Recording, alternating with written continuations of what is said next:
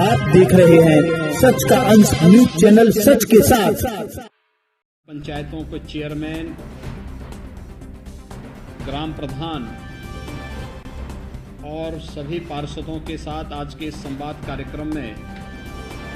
लखनऊ में मेरे साथ उपस्थित प्रदेश के लोकप्रिय और कर्मठ अध्यक्ष माननीय श्री स्वतंत्र देव सिंह जी, प्रदेश सरकार में मेरे वरिष्ठ सहयोगी उप मुख्यमंत्री श्री ब्रजेश पाठक जी, वर्चुअली मेरे साथ जुड़े हुए प्रदेश सरकार के मेरे वरिष्ठ सहयोगी उप मुख्यमंत्री श्री केशव प्रसाद मौर्य जी, लखनऊ में मेरे साथ जुड़े हुए नगर विकास और ऊर्जा विभाग के मंत्री सरविंद कुमार शर्मा जी, वर्चुअली मेरे साथ यहाँ पर जुड़े हुए पंचायती राज विभाग के मंत्री चौधरी भूपेंद्र सिंह जी, भारतीय जनता पार्टी के प्रदेश के महामंत्री श्री अमरपाल मौर्य जी और उपस्थित सभी हमारे सम्मानित महापौर, चेयरमैन,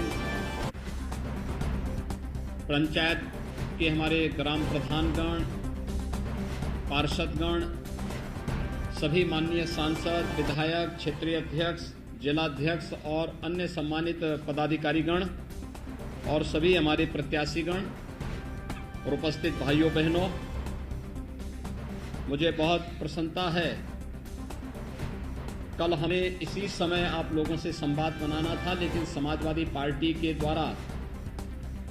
जो व्यवधान पैदा करने का प्रयास हुआ था, उसके कारण हम लोगों ने कुछ देर के लिए इसे स्थगित किया था और आज आपके साथ संवाद बना रहे हैं। अभी आपके सामने हमारे दोनों वरिष्ठ सहयोगी उप मुख्यमंत्री द्वय श्री केशव प्रसाद मौर्य जी का, श्री ब्रजेश पाठक जी का और प्रदेश अध्यक्ष श्री स्वतंत्र देव सिंह जी का महत्वपूर्ण उद्बोधन भी आपके सामने हुआ है। हम सब जानते हैं कि प्रदेश के अंदर 36 सीटों पर विधान परिषद के चुनाव वर्तमान में चल रहे हैं। इन 36 सीटों में से भारतीय जनता पार्टी 9 सीटों पर पहले ही विजय प्राप्त कर चुकी है और निर्विरोध भारतीय जनता पार्टी के प्रत्याशी यहां पर चुने गए हैं। शेष 27 सीटों पर चुनाव वर्तमान में चल रहे हैं। उत्तर प्रदेश जो देश का सबसे बड़ा राज्य है, उसके उच्च सदन के लिए यानी विधान परिषद के लिए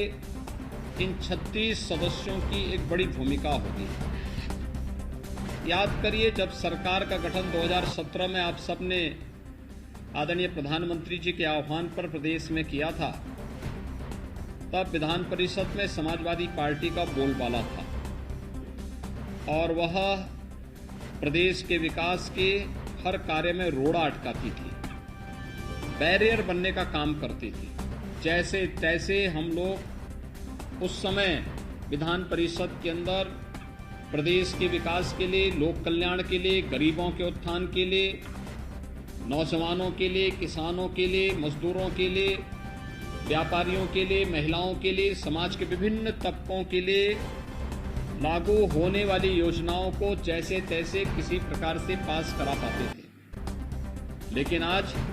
भारतीय जनता पार्टी विधान परिषद में भी बहुमत की ओर अग्रसर है और अगर ये 36 की 36 सीटें भारतीय जनता पार्टी जीतती है, तो मान करके चलिए कि भारतीय जनता पार्टी के पास विधान परिषद में 2/3 से अधिक बहुमत होगा और भारतीय जनता पार्टी के पास विधानसभा और विधान परिषद में 2/3 से अधिक बहुमत के कारण भारतीय जनता पार्टी को प्रदेश के अंदर विकास के कार्यों को आगे बढ़ाने, विधान मंडल के अंदर किसी भी प्रकार की कोई परेशानी विकास के लिए, लोक कल्याण के लिए, गरीब कल्याण के लिए और पंचायत स्तर पर या फिर स्थानीय निकाय स्तर पर विकास की योजनाओं को द्रुत गति से आगे बढ़ाने में किसी प्रकार की फिर कोई भी व्यवधान हमारे सामने नहीं रहेगा और इसलिए हमारे लिए बहुत महत्वपूर्ण है ये 36 सीटों पर विजयी प्राप्त होना। मैं धन्यवाद दूंगा उस क्षेत्र के सभी मतदाताओं को जिन्होंने 9 सीटों पर पहले ही भारतीय जनता पार्टी के प्रत्याशियों को निर्विरोध चुनाव जिता करके और उन सीटों को भारतीय जनता पार्टी की झोली में डाला है। यानी 36 में से 9 जीतना, यानी 25% सीटों पर 1/4 सीटों पर हम पहले ही जीत चुके हैं। शेष 3/4 सीटों पर 27 सीटों पर हमें चुनाव के माध्यम से विजयश्री का वर्ण करना है और इसी के लिए मैं आप सबका आह्वान करने के लिए आया हूं। आप सब जानते हैं हमारे जो सम्मानित ग्राम प्रधानगण हैं, 58,000 ग्राम पंचायतें प्रदेश के अंदर हैं। आदरणीय प्रधानमंत्री जी ने 2014 में प्रधानमंत्री बनने के बाद ग्राम पंचायतों को विकास की धुरी बनाया और विकास की धुरी बनाने के बाद आपने देखा होगा केंद्रीय वित्त से भी और स्टेट फाइनेंस से भी हम लोगों ने राज्य के विकास के लिए और ग्राम पंचायतों के विकास के लिए जिस तेजी के साथ कार्य करना प्रारंभ किया, 2100 करोड़ रुपए हर वर्ष हम ग्राम पंचायतों के विकास के लिए राज्य से और केंद्र से उपलब्ध करवाने का कार्य कर रहे हैं। यानी ये विकास का कार्य किस रूप में आगे बढ़ रहा है, यह आज एक नई प्रतिस्पर्धा हम खड़ी कर सकते हैं और वह कर सकते हैं जिसके माध्यम से ग्राम पंचायतों को स्मार्ट विलेज के रूप में प्रस्तुत करना। एक नई स्वस्थ प्रतिस्पर्धा, हमारा गांव भी स्मार्ट विलेज होगा, स्मार्ट गांव होगा, सभी प्रकार की सुविधाओं से आच्छादित होगा। हम हर ग्राम पंचायत में एक प्रदेश के अंदर ग्राम सचिवालय का निर्माण कार्य कर रहे हैं। युद्ध स्तर पर ये कार्य ज्यादातर में बन चुके हैं, कुछ में निर्माणाधीन है और मेरा अनुमान है कि जैसे ही बनेगा, हमने हर ग्राम पंचायत में एक पंचायत सहायक की तैनाती की है, रोजगार सेवक की तैनाती पहले से है, बैंकिंग कॉरेस्पॉन्डेंट सखी की तैनाती पहले से है। हम वहां पे वाईफाई की सुविधा या ऑप्टिकल फाइबर की सुविधा भी देने जा रहे हैं और ग्राम पंचायत के अंदर ही गांव से जुड़ी हुई सभी प्रकार की समस्याओं का समाधान का मंच हमारे ग्राम प्रधान के नेतृत्व में प्राप्त हो सके, इसके लिए एक व्यवस्था राज्य सरकार के द्वारा हर ग्राम पंचायत के अंदर व्यवस्था बनाई जा रही है। आखिर गांव का व्यक्ति बैंक से जुड़ी अपनी समस्या के लिए बैंकों में क्यों खड़ा रहेगा? बैंकिंग कॉरेस्पॉन्डेंट सखी गांव के बुजुर्गों की, गांव की महिलाओं की, गांव से जुड़ी हुई सभी बैंक से जुड़ी हुई समस्या का समाधान ग्राम सचिवालय के अंदर ही करेगा। बिजली का बिल हो या कोई भी ऐसे अन्य बिल, ग्राम सचिवालय में ही इनको जमा करने की व्यवस्था करवाएंगे और मूल निवास प्रमाण पत्र हो, आय प्रमाण पत्र हो, जन्म तिथि प्रमाण पत्र हो या जो भी अन्य इस प्रकार के जाति प्रमाण पत्र हो,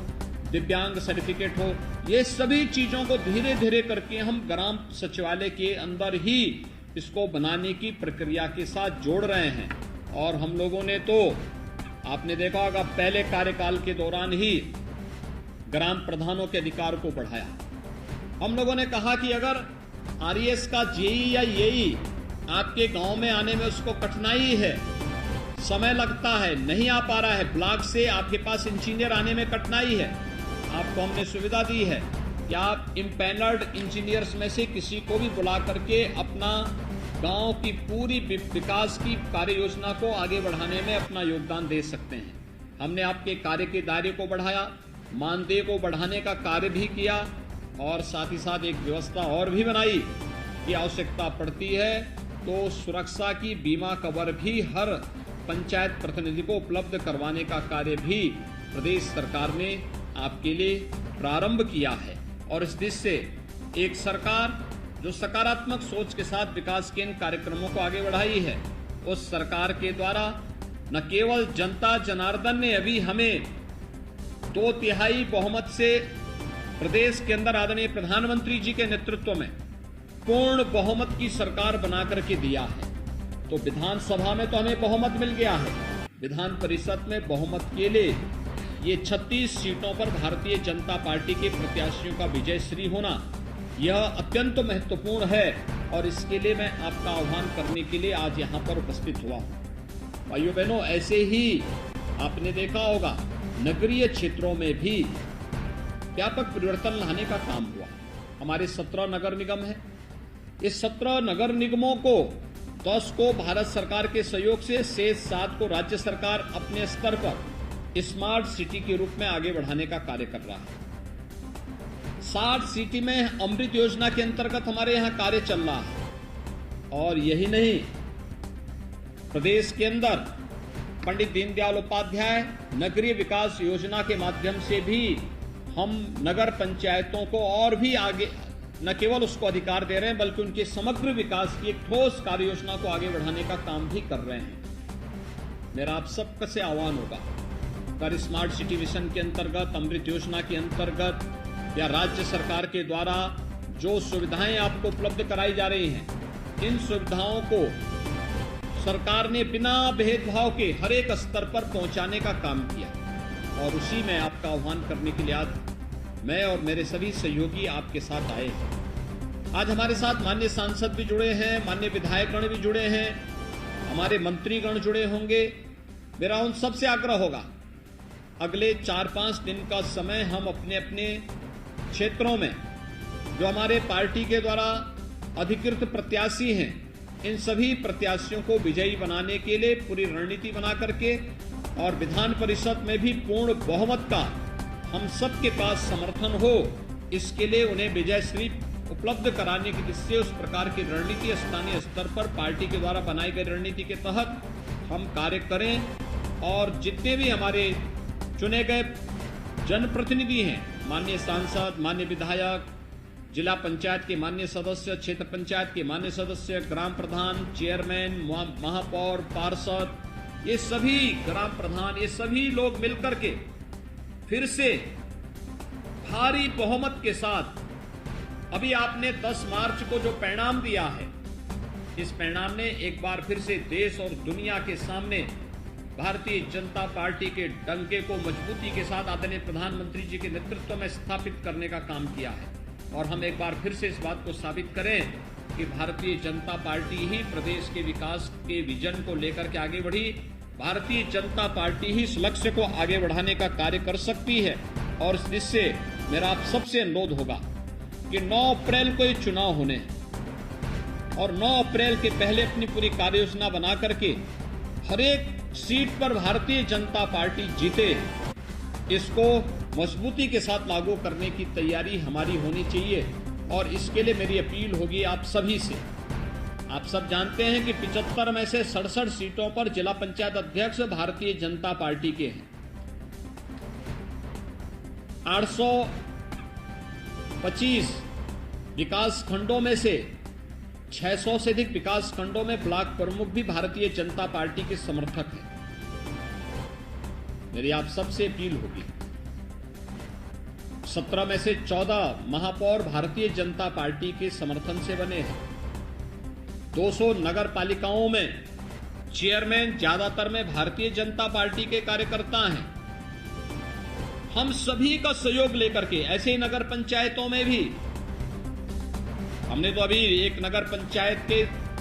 अध्यक्ष को भारतीय जनता पार्टी ने चेयरमैन भी, विधायक भी बनाया है। यानी भारतीय जनता पार्टी वह दल है जो ग्राम प्रधान से लेकर के चेयरमैन और पार्षद तक को विधायक बनाने की क्षमता रखती है। यहां परिवार नहीं, यहां जाति नहीं, यहां पर तो कोई कॉमन कार्यकर्ता भी उच्च से उच्च पद पर जा सकता है। और इसी दृष्टि से विधान परिषद के चुनाव में एक बार फिर से भारतीय जनता पार्टी को आप सबका आशीर्वाद प्राप्त हो, इसी के लिए आज हमारी पूरी टीम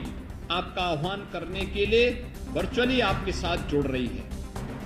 ये संभव नहीं था कि हम लोग हर एक जगह जाएं, लेकिन मेरी अपील होगी कि मेरे प्रतिनिधि के रूप में, प्रदेश अध्यक्ष जी के प्रतिनिधि के रूप में, हमारे दोनों डिप्टी सीएम के प्रतिनिधि के रूप में आप सभी लोग, हमारे जो भी मंत्रीगण हैं, सांसद हैं, माननीय विधायक हैं, विधान परिषद के सदस्य हैं, वे सभी लोग अपने अपने क्षेत्रों में जाकर के भारतीय जनता पार्टी के अधिकृत प्रत्याशी को भारी बहुमत से विजयी बनाने के लिए अपना योगदान दें और वहां पर उन लोगों का समर्थन, प्रत्येक मतदाता का समर्थन भारतीय जनता पार्टी के पक्ष में कराने की पूरी तैयारी करें, जिससे विधान परिषद में भी हमारे पास पूर्ण बहुमत हो और प्रदेश के विकास के लिए, प्रदेश में गरीब कल्याण के लिए, प्रदेश में लोक कल्याण के लिए चल रहे उस विजन को जो आदरणीय प्रधानमंत्री जी ने दिया है कि नए भारत का नया उत्तर प्रदेश बनाना है, तो नए भारत के नए उत्तर प्रदेश के लिए इस विजन को हम आगे बढ़ाने का कार्य करेंगे। कल से वासंतिक नवरात्रि प्रारंभ हो रही है। यह चैत्र शुक्ल प्रतिपदा है, भारतीय नौ संवत्सर है। कहते हैं सृष्टि के आरंभ की तिथि भी मानी जाती है। मैं इसके लिए आप सभी को हृदय से बधाई देता हूं, अपनी शुभकामनाएं देता हूं। जगत जननी मां भगवती से प्रार्थना करता हूं कि आप विकास और सेवा के जिस अभियान के साथ जुड़े हुए हैं, ये मजबूती के साथ आपके जीवन को और भी यशस्विता प्रदान करे। इस विश्वास के साथ मैं एक बार फिर से आप सबका आह्वान करता हूं कि भारतीय जनता पार्टी के अधिकृत प्रत्याशियों को उन सभी सीटों पर जहां चुनाव 9 अप्रैल को होने हैं, आप विजय उपलब्ध कराने में, उन्हें विजयश्री उपलब्ध कराने में अपना योगदान देंगे। मैं एक बार फिर से वासंतिक नवरात्रि की आप सबको हृदय से बधाई देता हूं, अपनी शुभकामनाएं देता हूं। बहुत बहुत धन्यवाद।